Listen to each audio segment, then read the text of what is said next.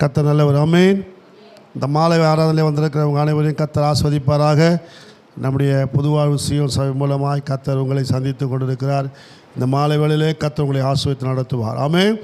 இப்போது நான் சொன்னது போல் ஒரு எத்தனை கேள்வி சொன்னேன்? 5 கேள்வி சொன்னேன். 5 கேள்வியில் நீங்கள் எப்படி பதில் சொல்கிறீங்க பார்க்கலாம். கர்த்தாவே சொல்லும், அடியேன் கேட்கிறேன். யார் சொன்னது? சாமுவேல். பரவாயில்ல, கரெக்டாக சொல்கிறீங்க. இப்போ தான் தெரிய போகுது. நீர் என்னை காண்கிற தேவன் என்று சொன்னாங்க.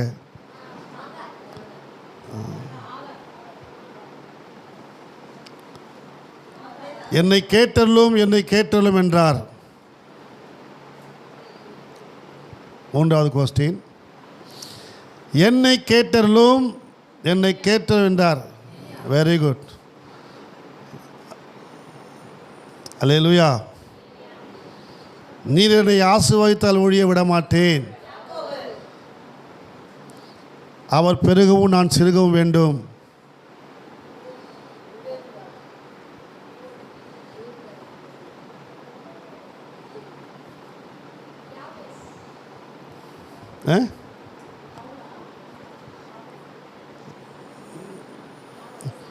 அவர் பெருகவும் நான் சிறுகவும் வேண்டும். யோவான் ஸ்நானகன். அல்லேலூயா. இன்னொரு வாய்ப்பு சொல்லிட்டா? இதுவும் சொல்ல மாட்டீங்க. பார்க்கலாமா?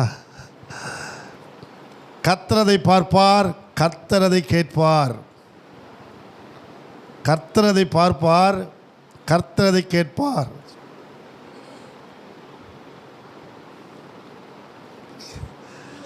யோதாவின் குமாரனாகிய சகரியா. அல்லேலூயா. வெள்ளியும் பொன்னும் என்னிடத்தில் இல்லை. பேதுரு. Very good. இன்னொரு கஷ்டம் கேட்டா, உம்முடைய ஜனம் என்னுடைய ஜனம். Very good. கர்த்தர் கொடுத்தா, கர்த்தர் எடுத்தா, கர்த்தருடைய நாமத்துக்கு ஸ்தோத்திரம். அல்லேலூயா. ஆமென். கர்த்தர் நம்மை ஆஸ்வதிப்பாராக. இந்த நாளில் இந்த மாதிரி நம்ம ஒரு கொஸ்டின் கேட்கும்போது நமக்கு என்னென்னா, நம்ம நினைவுக்கு நிறைய காரியங்கள் தோன்றும். ஒரு சந்தோஷம், மகிழ்ச்சியாக இருக்கும். ஆமென்.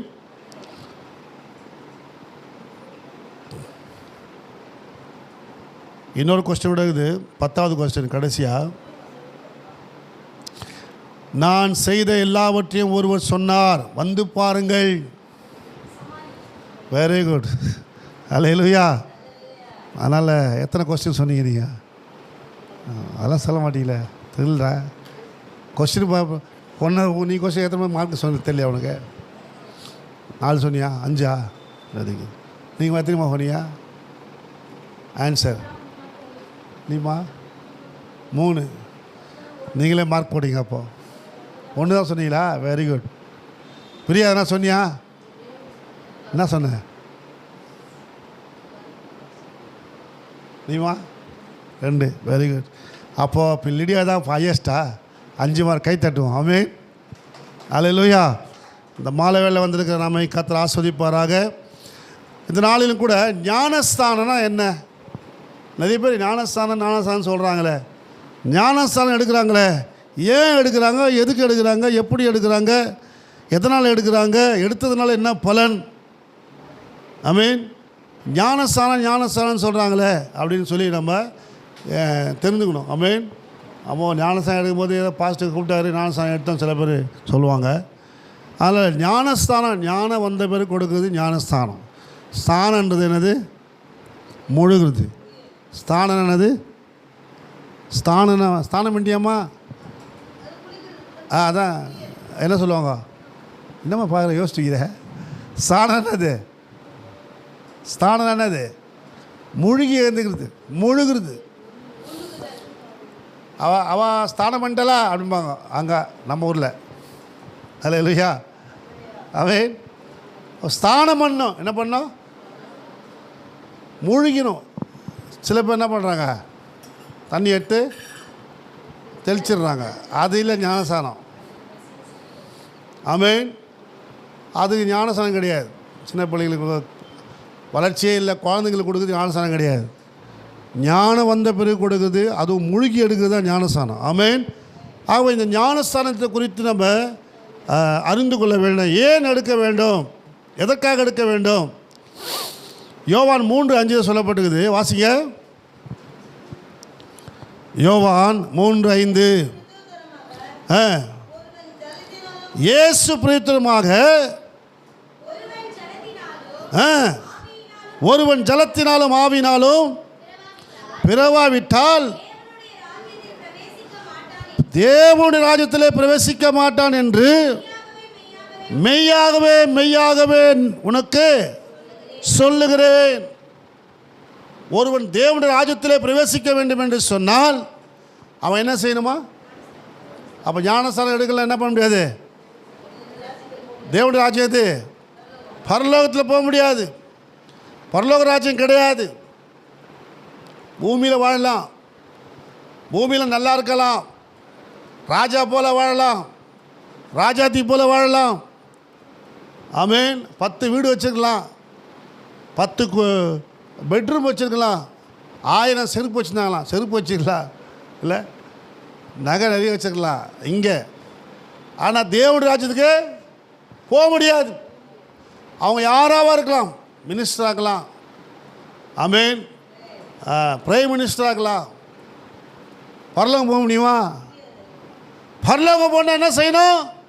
ஜலத்தினாலும் ஆவியினாலும் பிறக்க வேண்டும். இயேசுவானவரே ஞானஸ்தானம் பெற்றாரா? இயேசுவான என்ன பண்ணார்? யார் ஞானஸ்தானம் கொடுத்தது இயேசுக்கு? யோவான் ஸ்நானகன். அவர் என்ன பண்ணுகிறாரு? ஞானஸ்தானம் பெற்று கரையேறின உடனே பரிசுத்த ஆவியானவர் புறாவை போல இறங்கினார். ஜலத்தினாலும் ஆவியினாலும் பிறக்கிறதை அங்கே இயேசு காண்பிக்கிறதை நாம் பார்க்கிறோம்.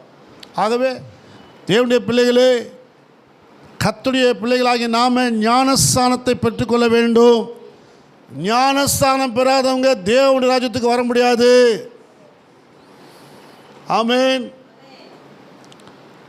தேவனுடைய ராஜ்யத்துக்கு வர வேண்டும் என்று சொன்னால் ஞானஸ்தானம் கட்டாயம். அதுக்கு தான் நம்ம பிள்ளைகள்லாம் நம்ம என்ன சொல்கிறோம்? ஞானஸ்தானம் பெற்றுங்கப்பா அப்படின்னு சொல்கிறோம். ஆமென். இயேசு கிறிஸ்து என்ன செஞ்சார்? எனக்கு கொஞ்சம் இடம் கொடுப்பா, நான் தேவ நீதியை நிறைவேற்ற வேண்டும் என்று சொன்னார். மத்தேயு 3:15 சொல்லப்பட்டிருக்குது. ஞானஸ்தானம் என்பது என்ன? அது தேவனுடைய நீதியை நிறைவேற்றுவது. வாசிங்க. இயேசு அவனுக்கு பிரயுத்தரமாக, இப்பொழுது இடம் கொடுப்பா, இப்படி எல்லா நீதியும் நிறைவேற்றுவது நமக்கு ஏற்றதாக இருக்குது என்று சொன்னார் இயேசு. ஆமென். அல்லேலூயா. அப்போ தேவ நீதியை நிறைவேற்றுவது தரித்து கொள்ளணும். அல்லேலூயா. பழைய மனுஷனை அடக்கம் செஞ்சுட்டு புதிய மனுஷனை தரித்து கொள்ளணும். ஆமென். அப்போ இந்த 5 காரியங்களும் நமக்கு எதை குறிக்குதுனாக்கா ஞானஸ்தானம் என்பதை பற்றி குறிக்கிறது. ஆமென். ஞானஸ்தானம்னா என்ன என்பதை தரித்து கொள்ளுகிறோம். ஞானஸ்தானம் யாரெல்லாம் பெறுறீங்களோ நீங்கள் கிறிஸ்துவை தரித்து கொள்ளுகிறீர்கள். அதுதான் கிறிஸ்தவர்கள், கிறிஸ்து உடையவர்கள், கிறிஸ்துவை பின்பற்றுகிறவர்கள். ஆமென். கிறிஸ்துவுக்காக வாழ்கிறவர்கள் ஞானஸ்தானம் பெற்றவங்களா? அல்லேலூயா. சும்மா ஞானஸ்தானம் பெறல, நீங்கள் கிறிஸ்துவை தரித்து கொள்ளுகிறீர்கள். வாசிங்க. ஏனெனில்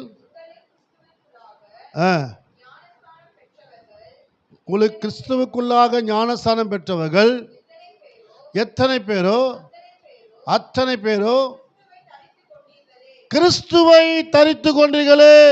ஞானஸ்தானம் பெற்ற எல்லாம் யாரை தரித்துனீங்க? கிறிஸ்துவை தரித்து கொண்டிருக்கிறீங்க. அல்லேலூயா. நீங்கள் யார்? கிறிஸ்துவுக்குரியவர்கள். ஞானஸ்தானம் பெற்ற போது தான் நீங்கள் கிறிஸ்துவுக்கு உரியவர்களாக மாறுறீங்க. அது வரைக்கும் கிறிஸ்தவம் கிடையாது நீங்கள். ஆமென். எப்போ ஞானஸ்தானம் பெறுறோமோ அப்போ தான் நம்ம தேவனுடைய பிள்ளைகள், தேவனுடைய சனம், தேவனால் பிறக்கப்பட்டவர்கள், புது பிறப்படைச்சவங்க, பழைய மனுஷனை சாகடித்தவங்க. ஆமென். அவங்க தான். கொலோசியர் 2 அதிகாரம் 12 வாசிங்க. ஞானஸ்தானத்திலே. இப்போ ஞானஸ்தானத்துக்கு அர்த்தம் என்ன? அடக்கம் பண்றோம். எதை அடக்கம் பண்றீங்க? ஆ ஆ ஆ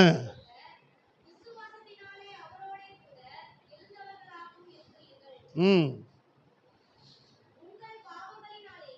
ஆ ஆ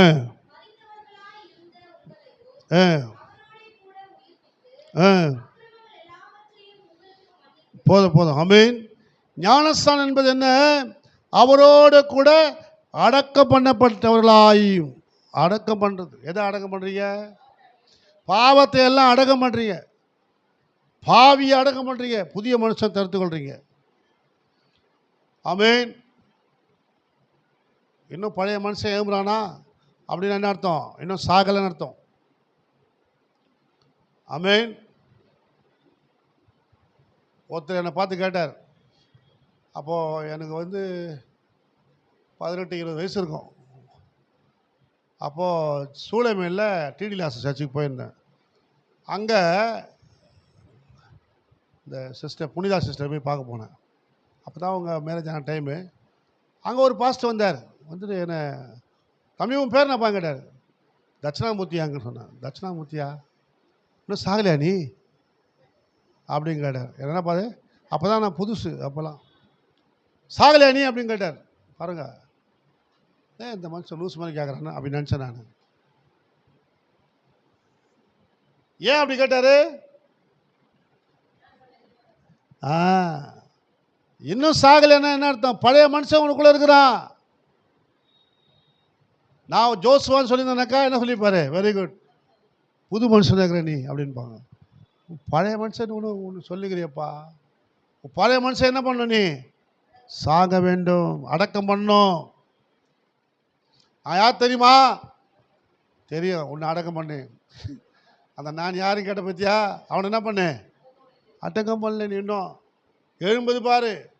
உன் ஜாதி எழும்பது, உன் கோத்திரம் எழும்பது, உன் மொழி எழும்பது. அடக்கம் பண்ணு. நீ யாரு? பரிசுத்த ஜாதி, பரிசுத்த ஜனம். ஆமென். தேவனால் தெரிந்து கொள்ளப்பட்ட ஆளு, தேவனை தரித்து கொண்ட ஆளு. அதை மறக்கக்கூடாது. அதுதான் புதிதானவைகளை தரித்து கொள்ள வேண்டும். பழையவைகள்லாம் ஒழிந்து போயின. ஆமென். ரோமருக்கு எழுதின நிருபம் 6ஆம் அதிகாரம் 4ஆம் வசனம்.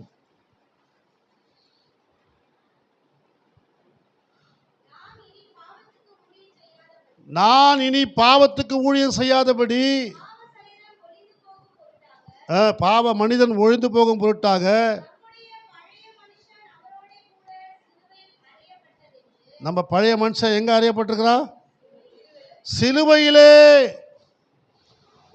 வாசிக்குமா? சிலுவையில் அறையப்பட்டதென்று அறிந்திருக்கிறோம். ஆமென்.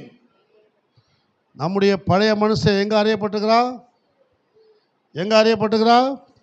சொல்லுங்களேன். ஆமென். எத்தனை வசனம் வாசிக்குமா?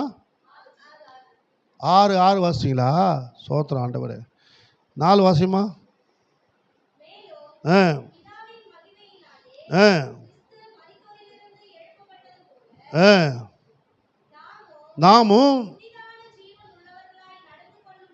நாமும் புதிதான ஜீவனுள்ளாய் நடந்து கொள்ளும்படிக்கு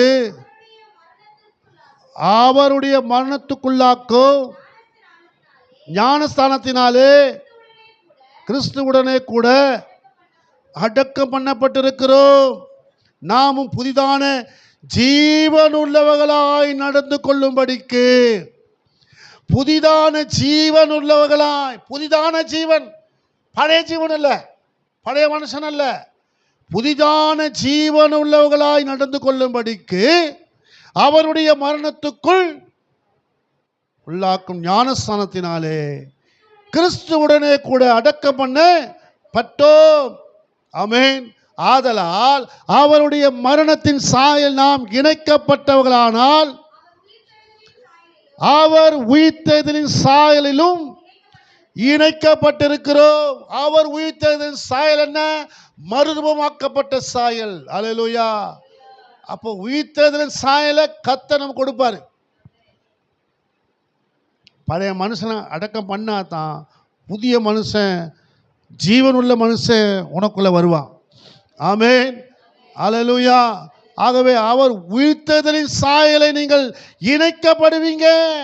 இல்லைனா பழைய மனுஷன் சாயல்லையே, இல்லை பாஸ்டர் நான் விடலாம் தான் நினைக்கிறேன், முடியல பாஸ்டர், நான் அதை செய்ய வேணாம் தான் நினைக்கிறேன், செஞ்சிடும் பாஸ்டர், அதை தேட வேணாம் தான் நினைக்கிறேன், தேடிறேன் பாஸ்டர், அதை தொட வேணாம் தான் நினைக்கிறேன், தொட்டுறேன் பாஸ்டர், அங்கே போகக்கூடாது, அங்கே போனால் எனக்குள்ள பாவ உணர்வு வருது, பாவ சிந்தனை வருது, பாவ எண்ணம் வருதுன்னா அங்கே போகக்கூடாதுன்னு நினைக்கிறேன், ஆனால் போயிடுறேன்.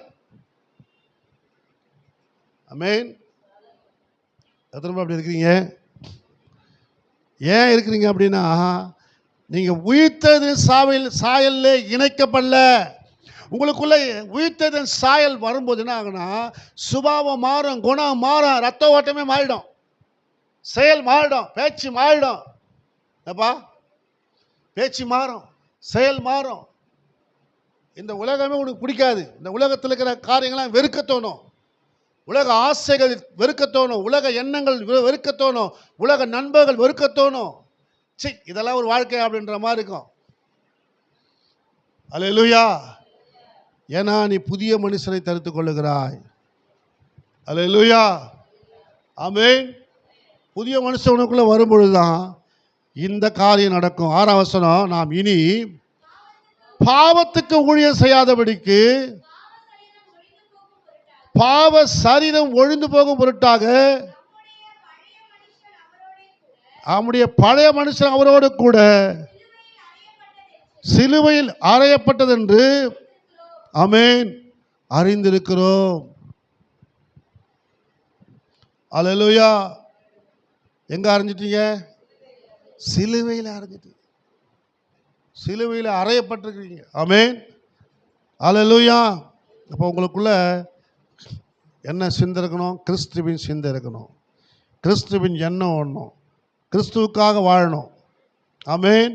நான் இயேசுவின் பிள்ளை, பயமே இல்லை, என்னாலும் சந்தோஷமே, தெரிந்து கொண்டார், தெரிந்து கொண்டார், மகனாக மகளாக தெரிந்து கொண்டார். நான் இயேசுவின் பிள்ளை, பயமே இல்லை, என்னாலும் சந்தோஷமே. அல்லேலூயா.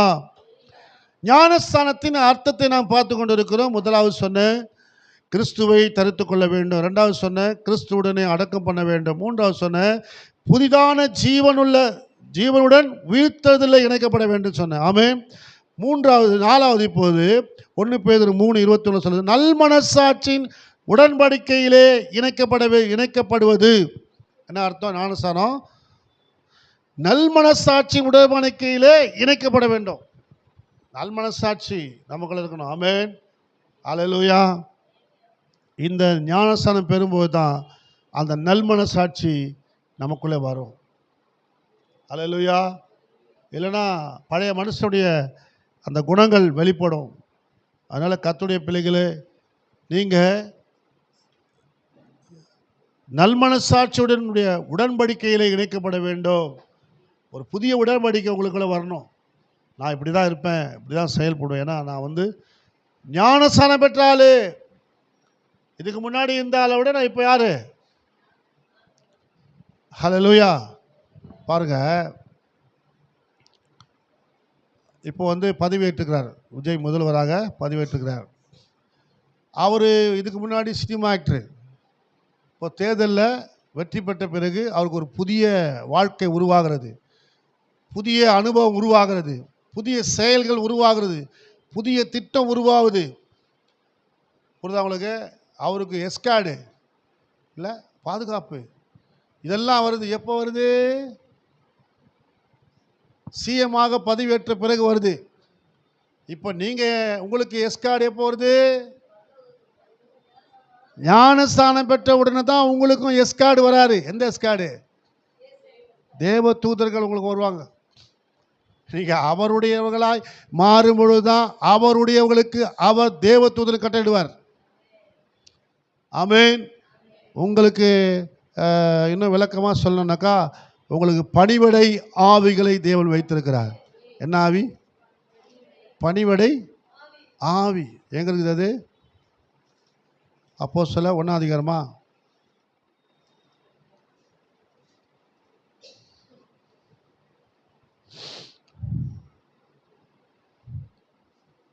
பணிவிடை ஆவி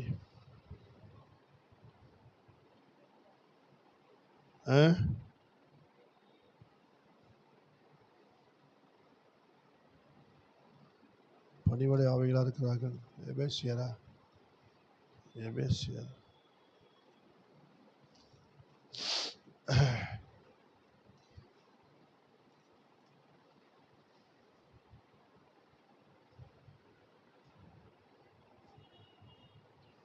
ஹல்லேலூயா.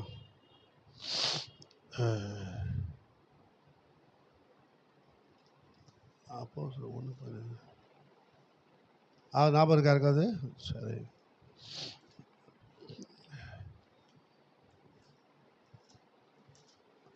கர்த்தர் என்ன பண்ணுறார்? நமக்கு பணிவிடை ஆவிகளை நமக்கு தரார். ஞானஸ்தானம் பெற்ற பிறகு தான் அது கர்த்தர் நமக்கு கொடுக்குறார், நம்மை பாதுகாக்க, நம்மை நடத்தும்படி. ஆமென்.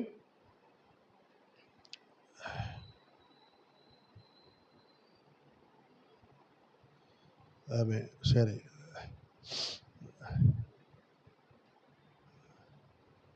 அப்போ கர்த்தர் நமக்கு அவங்களுக்கு எப்படி அந்த பாதுகாப்பை கொடுக்குறாங்களோ உலகத்தில், அதுபோல் நமக்கு தேவன் பணிவிடை ஆவிகளை வைத்திருக்கிறார். ஆமென். அல்லேலூயா.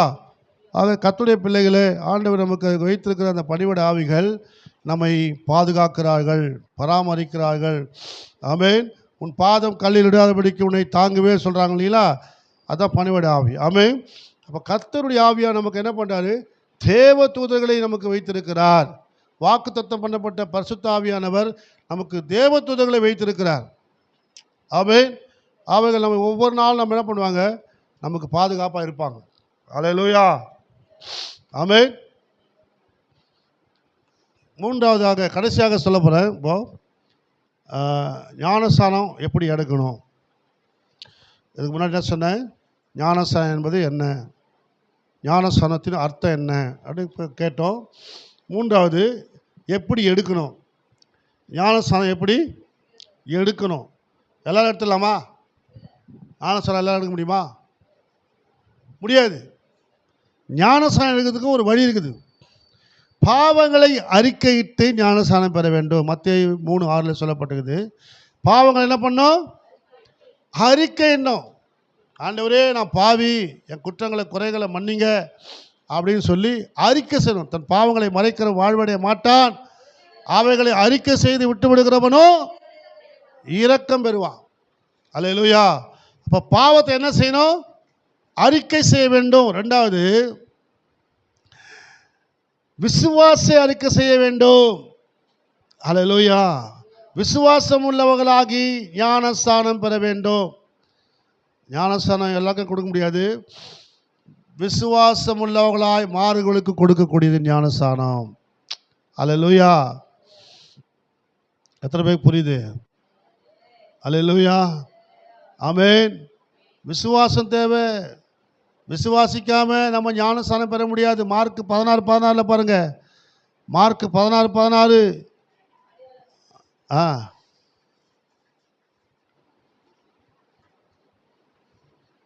டக்குன்னு வாசிங்க. மார்க் 16. விசுவாசம் உள்ளவளாகி ஞானஸ்தானம் பெற்றவன் ரட்சிக்கப்படுவான், விசுவாசியாதவனும் ஆக்கினிக்குள்ளாக தீர்க்கப்படுவான். விசுவாசிக்கிறவனுக்கு ஞானஸ்தானம், விசுவாசியாதவனும் ஆக்கினிக்குள்ளாக தீர்க்கப்படுவான். ஆமென். கர்த்தருடைய பிள்ளைகளே, ஞானஸ்தானம் எடுக்கிறவங்க விசுவாசிக்கணும். விசுவாசிக்காமல் இருக்கிறவங்க நரகத்துக்கு தள்ளப்படுவாங்க. ஆமென். நம்ம ஞானஸ்தானத்தை பெற்றுக்கொள்ள வேண்டிய நாம் என்ன செய்யணும்னாக்கா, தேவனை அறிக்கையிடணும். மூணாவது, முதல்ல பாவங்களை அறிக்கையிடணும், ரெண்டாவது விசுவாசித்து அறிக்கையிடணும், மூணாவது தேவனை அறிக்கையிட்டு விசுவாசித்து என்ன பண்ணோம்? தேவனை அறிக்கையிடணும். லூக்கா 7:29.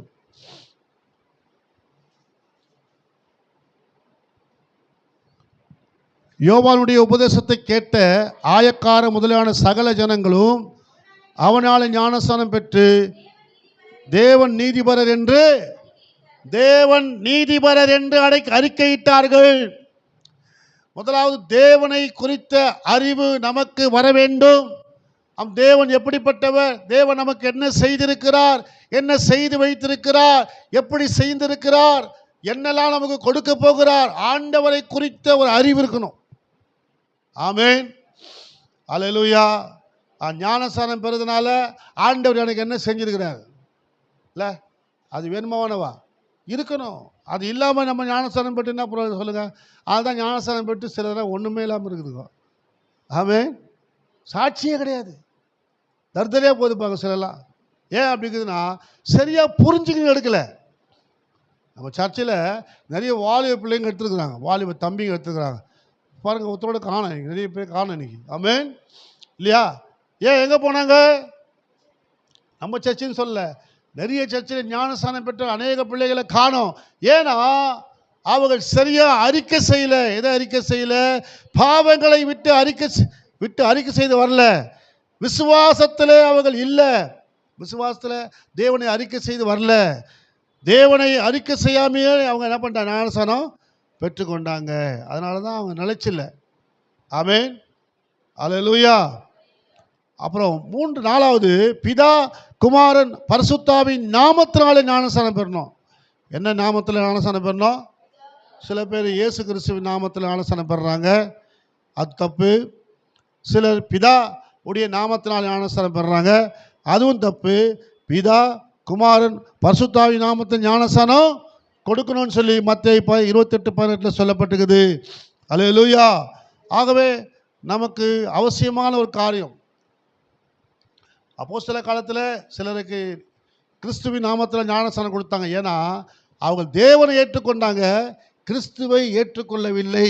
அதனால் அன்றைக்கி கிறிஸ்துவை ஏற்றுக்கொள்ளாதவர்களுக்கு கிறிஸ்துவின் நாமத்தில் ஞானஸ்நானம் கொடுத்தார்கள். ஆமென். 5வது தண்ணீர் மூழ்கி ஆமென் எடுக்க வேண்டும். அப்போஸ்தலர் 8:38-39 அங்கே என்ன பண்ணுறாங்க? கந்தாகிய மந்திரிக்கு என்ன பண்ணுறாங்க? தண்ணியில் போய் கொண்டு போயிட்டு நதியில் முக்கி ஞானஸ்நானம் கொடுக்குறாங்க. ஆமென். 6வது மனம் திரும்பி ஞானஸ்நானம் எடுக்கணும். அப்போஸ்தலர் 2:38 சொல்லப்பட்டது. 2:38 ஆமென். மனம் திரும்பணும். மனம் திரும்பாத ஞானஸ்நானம் பெறக்கூடாது. ஆமென். சிலருக்கு மனம் திரும்ப என்னென்னு தெரியல. ஆமென். இயேசு சொன்னார், மனம் திரும்புகள் பரலோக ராஜ்யம். எதுக்கு போய் தெருவில் போய் சொல்கிறோம்? ஐயா மனம் திரும்பியா, தம்பி மனம் திரும்ப, வாலிபனே வாலிப சகோதரியே மனம் திரும்ப. உலகத்தில் உள்ள எல்லாம் மாயை, அழிவுள்ளது. மனம் திரும்ப, இதையை பின்பற்றாத, அதை நாடி போகாத, அதை தேடி போகாத. அழகு மாயை, ஆமென், அது வஞ்சனை உள்ளது, அதை தேடி போகாத. ஏன்னா நம்ம எதனா மனம் திரும்பணும். அதையே பார்த்து நிற்காத, அதையே யோசித்து நிற்காத, அதையே பேசி நிற்காத, உலகத்தில் உள்ளவைகளையே சிந்தித்து கொண்டு இருக்காத. மனம் திரும்ப. அதை விட மேலானவைகளை நோக்குங்கள். கீழானவைகள் அல்ல, மேலானவைகளையே நோக்க வேண்டும். அதான் மனம் திரும்புறது. ஆமென். மேலானதை சிந்திக்கணும், மேலானதை யோசிக்கணும். ஆமென். மேலானதெல்லாம் தேவனுக்குரியவைகள். அல்லேலூயா. ஆமென். ஆகவே கர்த்தருடைய பிள்ளைகளே, நாம் ஞானஸ்நானத்தில் இன்னைக்கு பெற்றிருப்போம், ஞானஸ்நானத்தை பெற்றிருப்போம். ஆனால் இந்த காரியங்கள் நாம் அறியாமலே பெற்றிருப்போம். இன்றைக்கி அறிந்து கொண்டு இருக்கிறோம். மற்றவங்களுக்கு சொல்லுங்கள். ஆமென். எப்படி பாவத்தை அறிக்கையிட்டு, விசுவாச அறிக்கையிட்டு, தேவனை அறிக்கையிட்டு, பிதாகுமாரன் பரிசுத்தாவின் நாமத்தினால் ஞானஸ்நானம் பெற வேண்டும். தண்ணீர் மூழ்கி ஞானஸ்நானம் பெற வேண்டும். மனம் திரும்பி ஞானஸ்நானம் பெற வேண்டும். ஆமென். ஞானஸ்நானம் பெறுவதனால பரலோகத்திலே உன் பேர் எழுதப்படுகிறது. பரலோகத்திலே ஜீவ புஸ்தகத்திலே உன் பேர் எழுதப்படுகிறது. பரலோகத்திலே மகிழ்ச்சி உண்டாகிறது. லூக்கா 3 அதிகாரம் 22 வாசிங்க. 9:22 3:22 லூக்கா.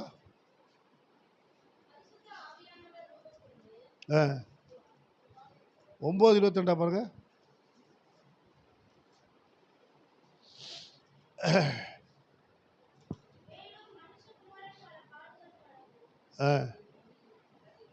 அது இல்லை,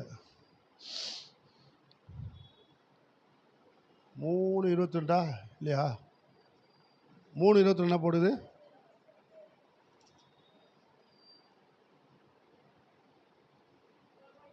அதான் வாசிங்க.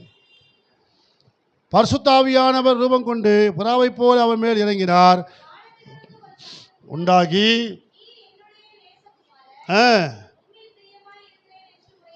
அல்லேலூயா. ஞானஸ்நானம் பெற்று கரையேறின உடனே இயேசுவானவருக்கு சொல்கிற வார்த்தை என்ன தெரியுமா? உம்மில் நான் பிரியமாக இருக்கிறேன் என்று உரைத்தது. வானத்திலே ஒரு ஆரவாரம், ஆர்ப்பாட்டம், வானத்திலிருந்து ஒரு சத்தம் உண்டாகிறது. பிதாவாகிய தேவன் சொல்லுகிறார், உம்மில் நான் பிரியமாக இருக்கிறேன். அல்லேலூயா. ஆண்டவர் உண்மையில் பிரியமாக இருக்கிற காரியமாக இருக்கிறது ஞானஸ்நானம். 2வது, ஜீவ புஸ்தகங்களை உனது பெயர். வெளிப்படுத்தல் 21:27.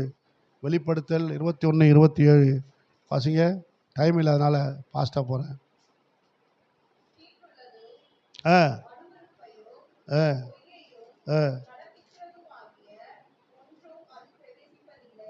அல்லேலூயா.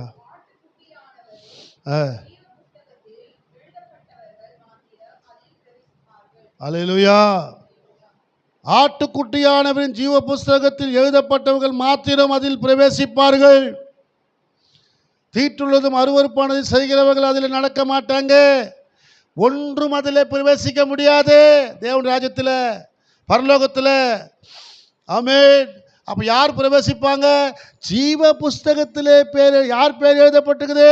ஞானஸ்நானம் பெற்றவங்க பேர். 2வது, சுவிசேஷத்தை அறிவிக்கிறவங்க பேர். பிலிப்பியரில் சொல்லப்பட்டிருக்குது. ஆமென். பிலிப்பியரில் சொல்லப்பட்டிருக்குது, அதில் கொண்டு வரல. பிலிப்பியரில் 3 அதிகாரம் நினைக்கிறேன். யார் பேர் எழுதப்பட்டிருக்குது? சுவிசேஷத்தை பிரசங்கிக்கிறவங்க பேர். அல்லேலூயா. எல்லார் பேரையும் கிடையாதுங்க ஜீவ புஸ்தகத்தில். ஆமென். ஞானஸ்தானம் பெற்றவங்க பேர். என்ன பேர்? யார் பேர்? ஞானஸ்தானம் பெற்றவங்க பேர் இருக்கும். 2வது, சுவிசேஷத்தை பிரசங்கிக்கிறவங்க. ஆமென். யாருடைய பேர் இருக்கும்? யாரெல்லாம் சுவிசேஷம் பிரசங்கிக்கிறாங்களோ அவங்க பேர் பரலோகத்தில் எழுதப்பட்டிருக்கும். ஆமென். அல்லேலூயா. 3வதாக ஒரு காரியம் சொல்லி முடிக்கிறேன். ஆவிக்குரிய வரங்களை பெறுகிறோம். ஞானஸ்நானம் பெறதுனால அப்போஸ்தலர் 2:38. முதலாவது, ஆண்டவருக்கு பிரியமாக இருக்கிறோம். 2வது, உன் பேர் ஜீவ புஸ்தகத்தில் எழுதப்படுது. 3வது, வரங்களை பெறுகிறோம். ஆவிக்குரிய வரங்களை பெறுகிறோம். வாசிங்க. பேதுரு அவர்களை நோக்கி மனம் திரும்பி ஒவ்வொருவரும் பாவ மன்னிப்பு பெற்று பாவ மன்னிப்புக்கென்று இயேசு கிறிஸ்துவின் நாமத்தினாலே ஞானஸ்நானம் பெற்றுக்கொள்ளுங்கள். மறுபடியும் படிக்குமா?